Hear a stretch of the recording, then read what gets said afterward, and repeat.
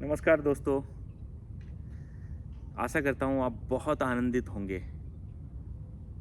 आपके बीच में मैं फिर से एक किताब लेके आया हूँ। इस किताब को वो ऑडियो फॉर्म में मैंने पिछले साल सुन लिया था और मुझे बहुत खूबसूरत ये किताब लगी। लेकिन मैं एक बुक स्टोर पे था और मुझे वो किताब दिखी तो मैंने उसको फिर से ख़रीद लिया और ऑडियो से ज़्यादा आनंद मुझे इसे पढ़ने में आया। और इस बुक को पढ़ने के बाद मुझे लगा कि काश मैं इस बुक को 5-6 साल पहले पढ़ लेता। ये बुक नहीं है, एक चलता फिरता स्कूल है। ये बुक नहीं है, एक भंडार है, एक अच्छे जीवन का, एक हेल्थी जीवन का, एक सक्सेसफुल जीवन को जीने का प्रोसेस है। आज आप सबके बीच में मैं एक किताब लेके आया हूँ जिसका नाम है इकिगाई। हमने हमेशा से सुना है कि लाइफ में कुछ गोल होने चाहिए, लाइफ में कुछ उद्देश्य होने चाहिए, लाइफ का कोई पर्पस होना चाहिए। इन्हीं तीनों चीज़ों को हम जापानीज़ लैंग्वेज में इकिगाई बोलते हैं। आपके जीवन का मकसद इकिगाई है, आपके जीवन का उद्देश्य इकिगाई है।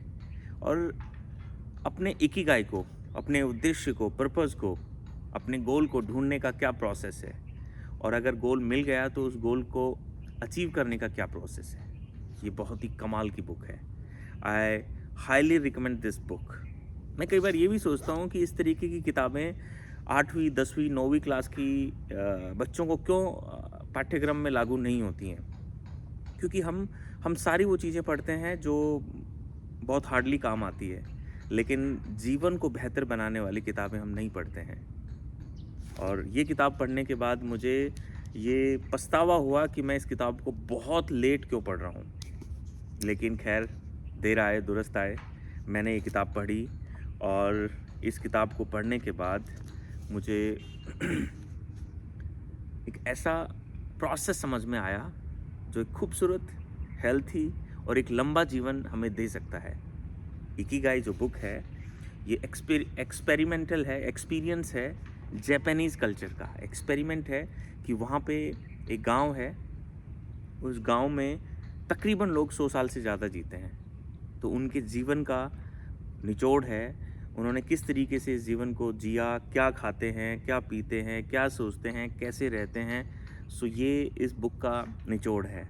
और मैं मेरी यूट्यूब फैमिली को, मेरे दोस्तों को, मेरे परिवारजनों को मैं ज़रूर रिकमेंड करूँगा कि ये बुक ज़रूर पढ़ें। कुछ चीज़ें हैं इसमें जैसे इन लोगों ने सबसे ज़्यादा फोकस किया है हमारे जीने के प्रोसेस में, और उसमें आता है खाना। खाने को लेके इन लोगों का बहुत सिस्टमेटिक ढंग होता है। हम लोग जो मर्जी चाहें खाते हैं, जिस तरीके से खाते हैं, और उस वजह से हमारा स्ट्रक्चर, हमारी चीज़ें गड़बड़ हो जाती हैं। तो खाने को लेके, एक्सरसाइज को लेके, और मोस्ट इम्पॉर्टेंटली हमारे मन के सारे वहमों को, हमारे मन के सारे व्यविचारों को छोड़कर हम कैसे हमारे दोस्तों के साथ, फैमिली के साथ, इस खूबसूरत नेचर के साथ मेल जोल बनाते हुए आगे रह सकते हैं। हम कैसे हमारे काम में बहुत मजबूत हो सकते हैं, बेस्ट हो सकते हैं, निपुण हो सकते हैं। और जब इतनी सारी चीज़ें हम पढ़ते हैं, अप्लाई करते हैं, समझते हैं, तो उसका सीधा परिणाम हमारे जीवन में मिलता है। So I am highly blessed to have this book. और इस बुक से मैंने अपने जीवन में बहुत कुछ सीखा है, और सीखते हुए मैंने बहुत सारी चीज़ें अचीव की हैं और अपने प्रोसेस में हूँ। जो मेरा सबसे बड़ा अचीवमेंट है वो मैं खुद हूँ। मुझे जीवन जीने में बड़ा आनंद आता है। मैं बहुत काम और कंपोज्ड हूँ। बहुत ज़्यादा चीज़ें अब मुझे तकलीफ़ नहीं पहुँचाती हैं। किस तरीके का खाना, कैसे खाना है, एक्सरसाइज, नॉलेज, वो बड़ा मज़ा आता है। तो दिस इज़ अमेजिंग बुक और हमें ये ज़रूर पढ़नी चाहिए। और मैंने तो पढ़ते समय जो चीज़ें मुझे अच्छी लगी हैं, मैंने उनको बहुत ही अलग तरीके से कलर भी किए हैं, जो चीज़ मुझे पसंद आई है। और पूरी बुक में ऐसा ही है, कहीं पे भी आप देखोगे तो मुझे हर एक पॉइंट जो चीज़ अच्छा लगा है वो मैंने इसमें लिखा है। So I really love this book. And कुछ एक चीज़ें मुझे बहुत ही अच्छी लगी। जैसे मैं कुछ चीज़ बताता हूँ